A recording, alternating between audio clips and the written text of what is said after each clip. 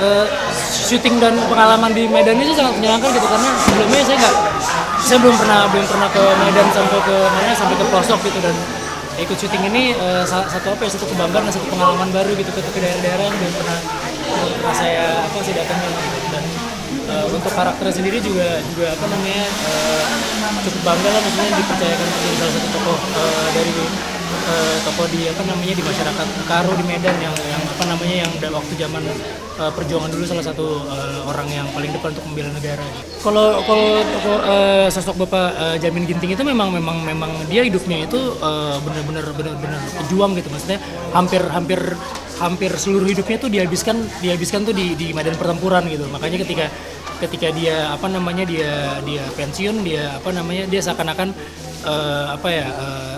sangat amat merindukan berada di medan perang gitu. Dia memang dari kecil dididik orang tuanya untuk membela negaranya gitu, dan ketika dia bertemu dengan istrinya Likas yang sangat bertolak belakang, yang satu punya kemampuan di bidang pertanian, di bidang pendidikan, sementara seorang Jamin Ginting mempunyai power dan kekuatan di militer. Itu dua sosok yang tidak sempurna menjadi satu dan jadi sosok yang sangat sempurna gitu, istilahnya yang lebih kuat gitu. Ceritanya sangat menarik. Aku suka banget, bahkan ibuku aja suka banget, bagus banget nih ceritanya.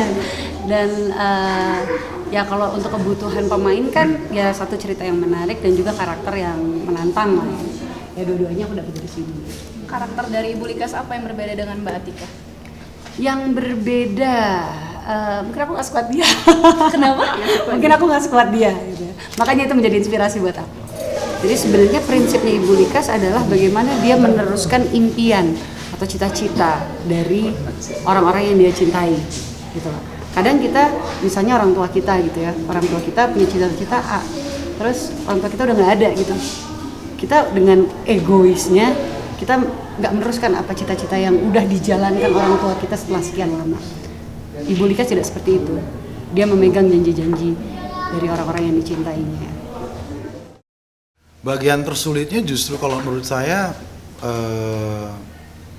menjaga dialek Likas ya, itu susah menurut saya. Bagaimana dia menjadi seorang Karo, bagaimana Pak Jamin jadi seorang Karo gitu. Itu misalkan ada satu scene itu ada lamaran gitu. Nah lamaran ini kan kita harus tahu banget ya, maksudnya anak beru duduk di mana, kali bumbu di mana, yang ngomong siapa, apa. Nah kayak gitu ya justru yang susah menurut saya.